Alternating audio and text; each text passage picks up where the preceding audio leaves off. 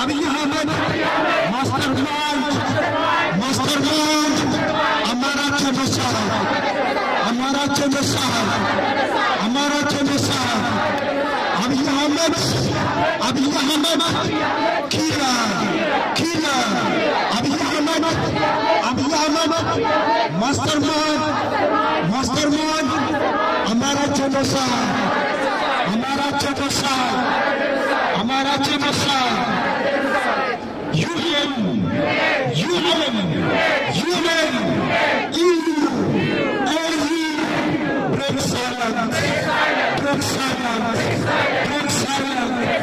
Amhara Genocide. Amhara Genocide.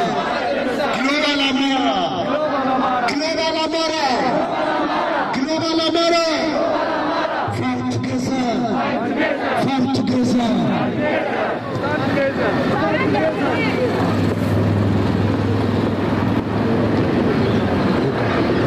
Yamaran, Zermatfar, Indigo, Pashtrai, Enfrendicalle, Amaralai, Emitirregal, Desertiftefa, Pashtrai, Jidu,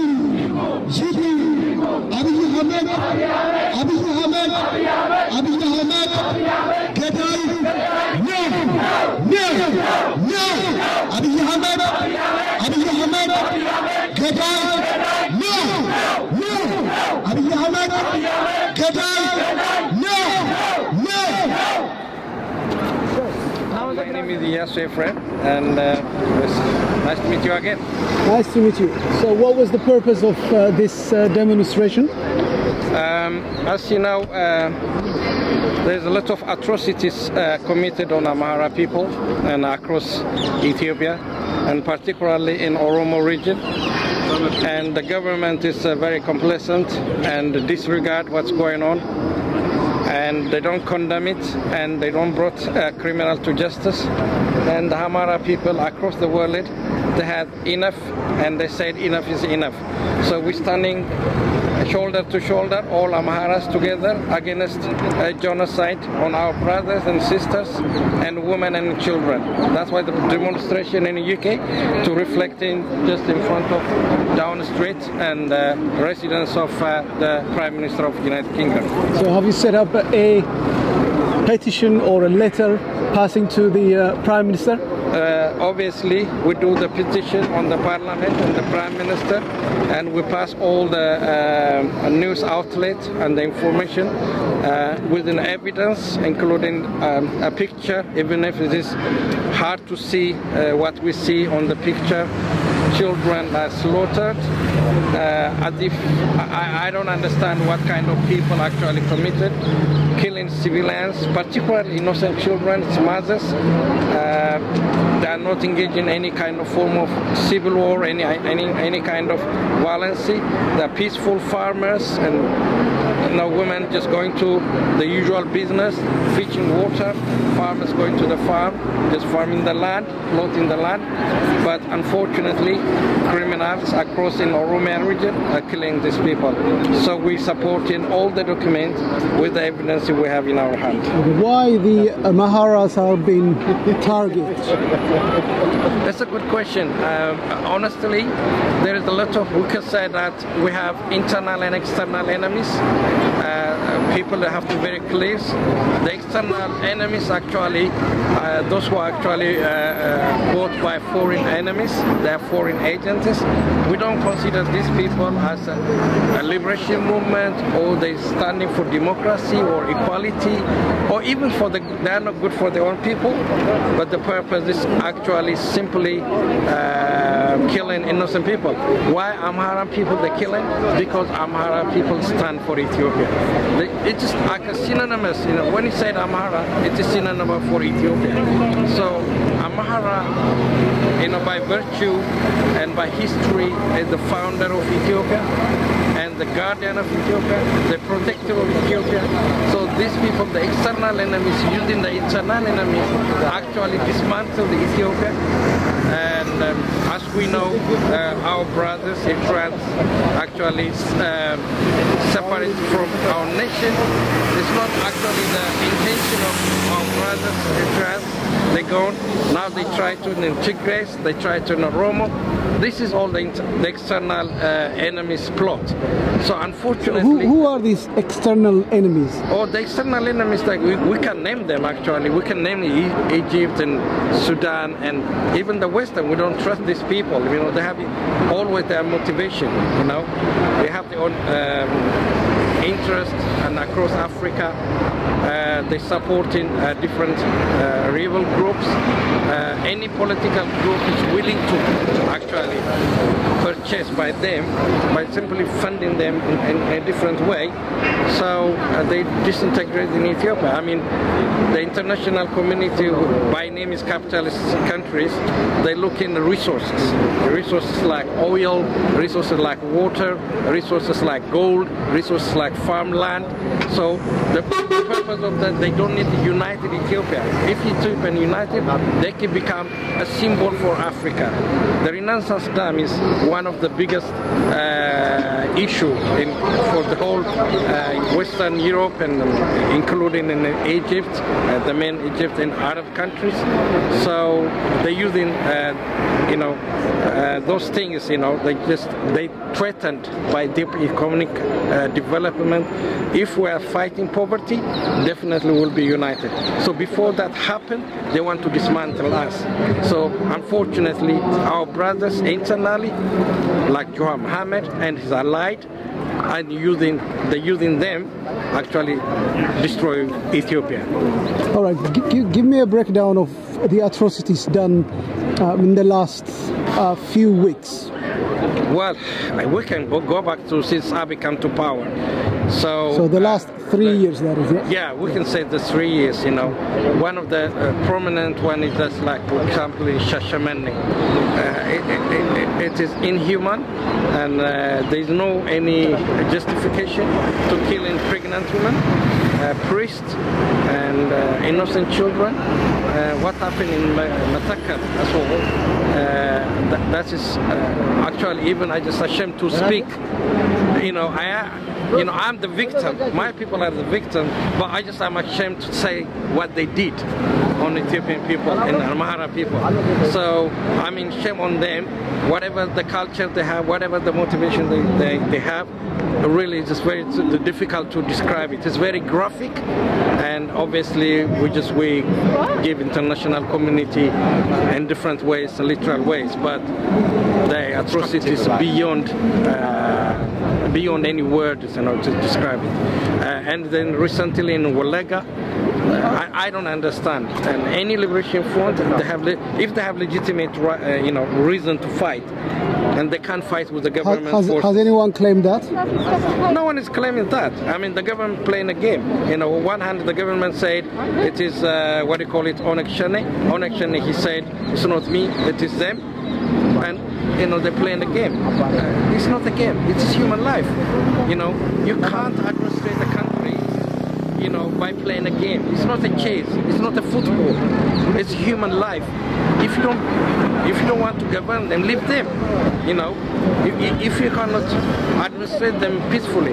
For example, Abiy Mohammed, he had oaths in the parliament in front of Ethiopian people, in front of 130 million people, in front of the world. He said he governed Ethiopia equally, peacefully, and justifiably. But what's happening now? Since he came to power, Ethiopia is just a bloodbath.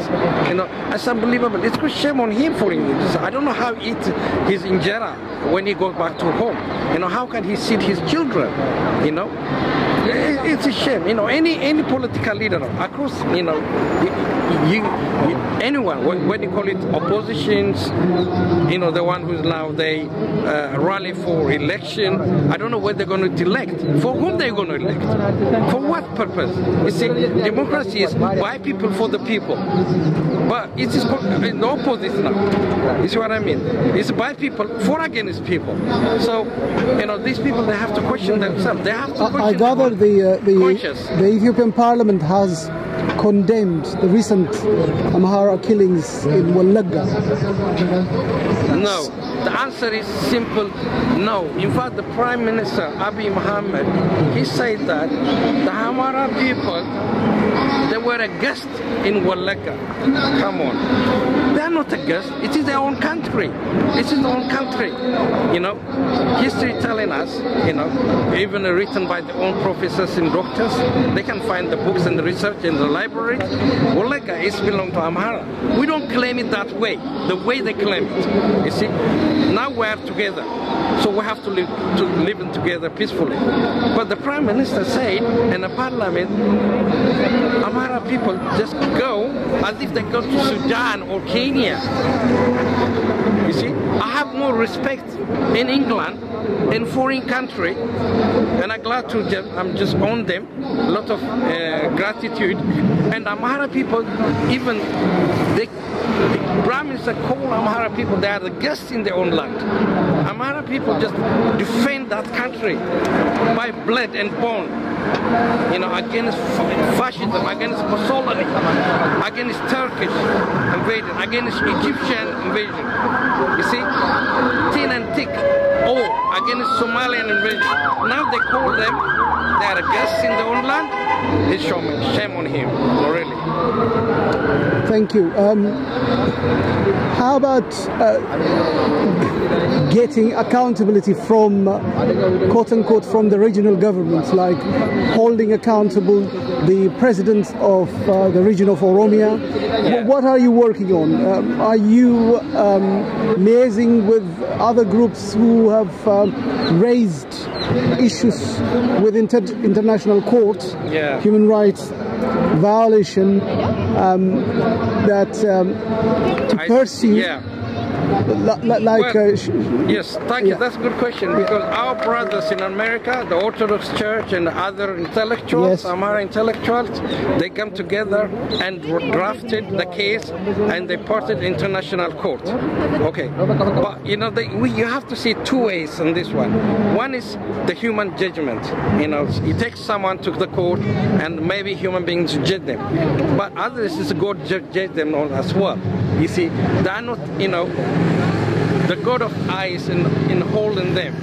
These people, they don't hide anywhere. Even they hide themselves, the criminals. They think they are powerful. The power is in their own hand. They control it, everything. But sooner or later, they will fail. Because it is a history across the world. If you look into dictators across the world, at the end of the day, they will fail. Are you working with Shalaka, the Red Tears author, Shalak Adawit? Yes. Do you liaise with him? Do you know what he's actually doing now? Yeah, personally I'm not liaise them, but I'm financially supporting them what they're doing, morally I'm supporting them what they're doing, and this is all this collection, all these people that are supporting their cause. So we are behind the court case, but the criminals, whichever, you know, maybe the court said, you know, you are proven until you are innocent until proven guilty, but we know them, they are guilty. We don't need to just find the court to judge them, they are guilty, because the guiltiness is all over their face. You know, the blood of Amharas in their own hand. You see, they have to understand that you can't govern the country by simply swimming in the blood bath. You know, they're killing a lot of innocent people. Finally, what happened? TPLF came, killing a lot of people. What's happened? You know, they have to learn from history. You know, at least they have to learn. You know, unfortunately, the Prime Minister said, you know, we have short memory. I tell him in front of now, he has the one who has short memory. He's the one actually toppled the TPLF. Why? The TPLF committed crime. Now he's doing the same. TPLF is toppled dirt. Why? They said they committed crime. You see, people, when they become politicians, because of the prestige and the lavish lifestyle you have, you're getting blinded. You think you are untouchable, you are powerful, but sooner or later you will be judged. We are not going to wait in history to judge him. We are not talking about that kind of judgment.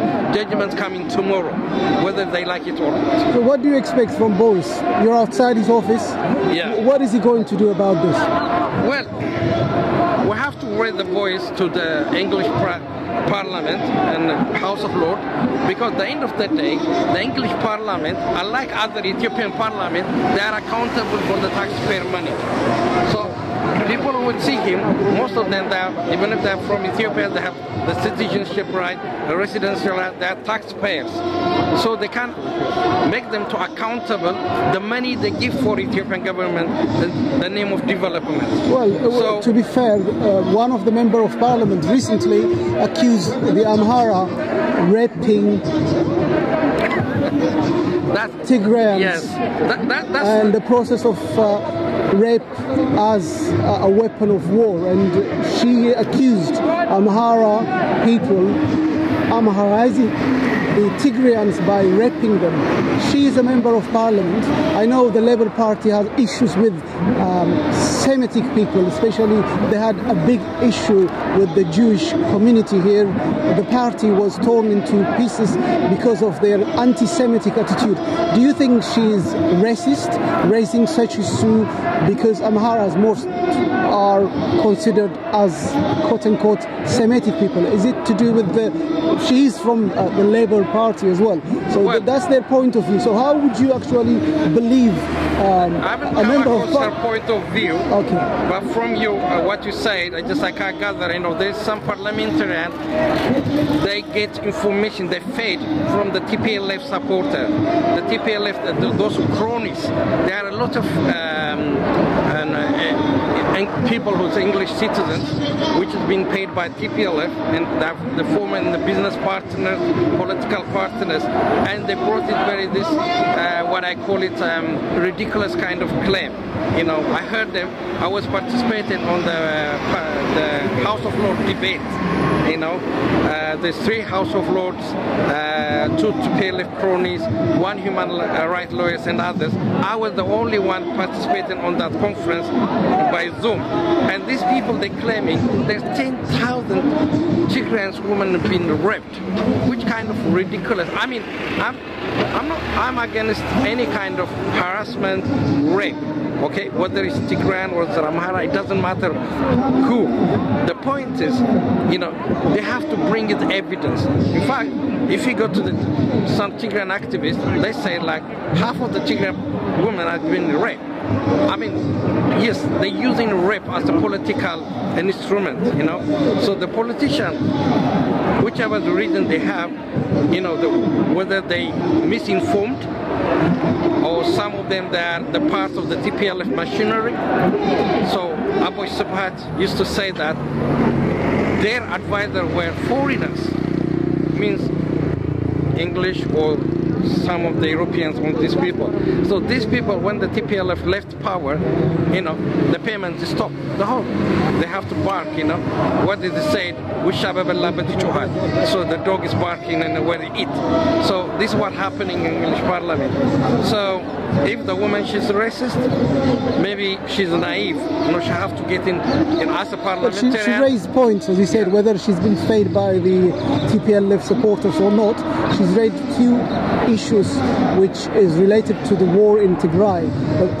But she also highlighted that the Amharas as the oppressors. Yeah. And most of these people you've mentioned, the Oromo, Tigray, and any other ethnic minorities in Ethiopia, blame the Amharas. But what we've noticed now, the people who are being killed are kids who are like age of 5, 3, and women, farmers are being massacred. None of the so-called parliamentarians raise any issue with regards to that. If they think that it's a just killing. So how do you justify that if they've already made their mind with regards to the people of Amhara as oppressors? Well, as far as what is oppression means, we don't get in a lecture from in the English Parliament or any English people, because they are the one who conquered the world actually one upon a time. Still, they just hand it everywhere. And the lady you mentioned, she have to learn her history. But Ethiopian people, they are not, particular Amhara people, they are not oppressors. It's misinformation, misanalysis. It's a lot of, this is coming from the Italian colonization philosophy, where the Italian come in after the first defeat. What they did actually study Ethiopian people. They found that Amhara people, they are strong. Amhara people, the one organizing the country. So they said, let's just divide these people in ethnically. That's what the TPLF implemented in Ethiopia. That's why TPLF actually propagated.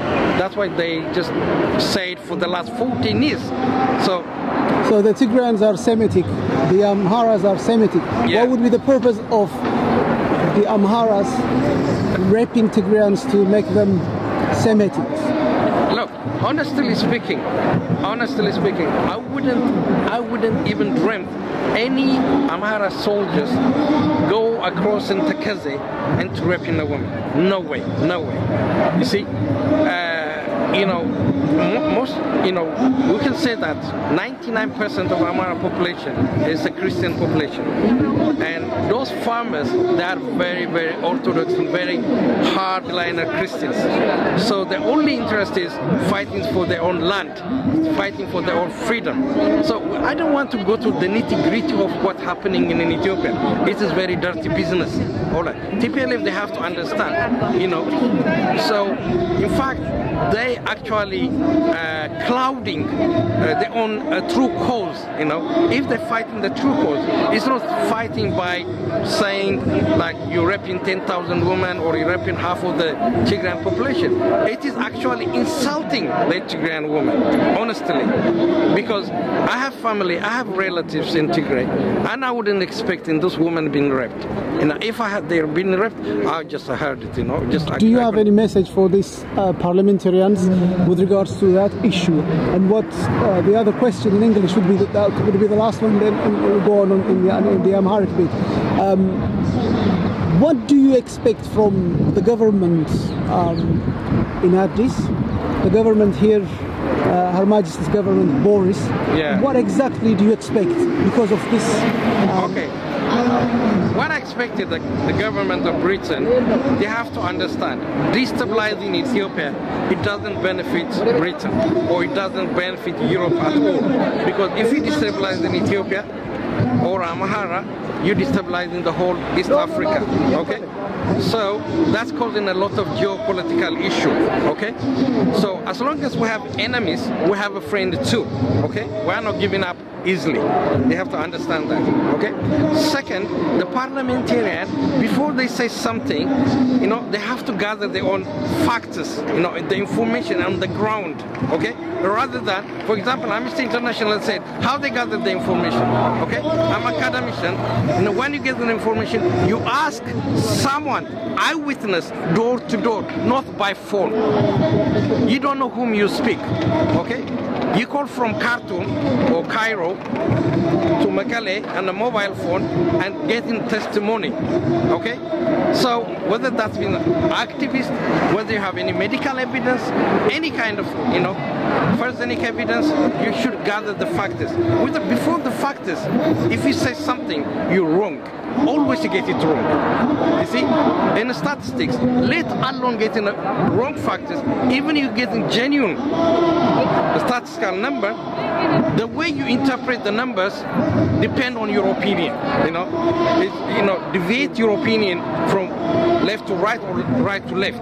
So as a parliamentarian, they should have a responsibility. They should have a responsibility getting the facts from the ground, rather than getting from So who has recorded this atrocity, the recent atrocities on the Amhara people? Who has done the recording?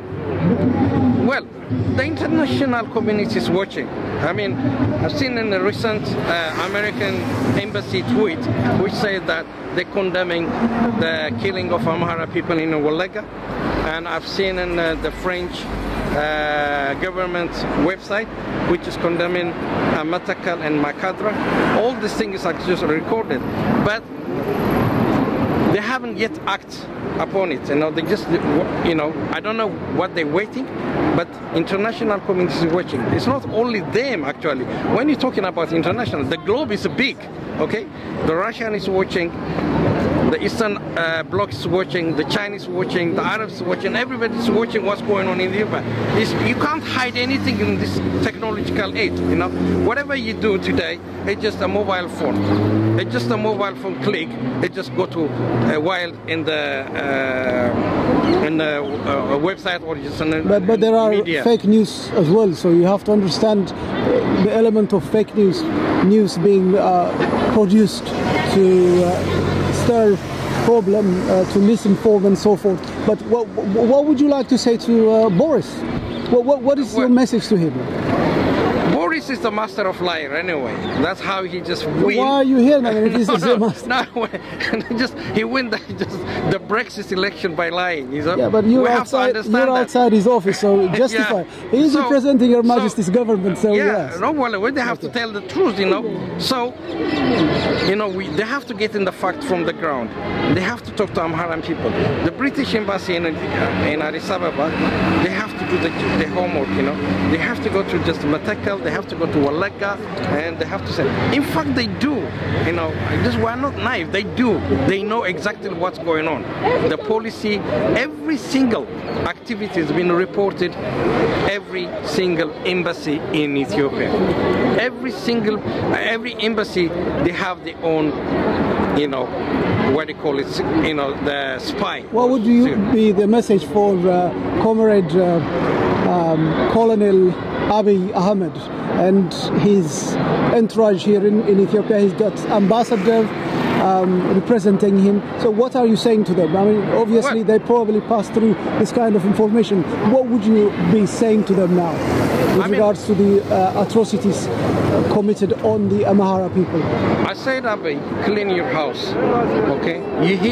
I say to him, you are the responsible because you stand on the parliament in front of 130 million people.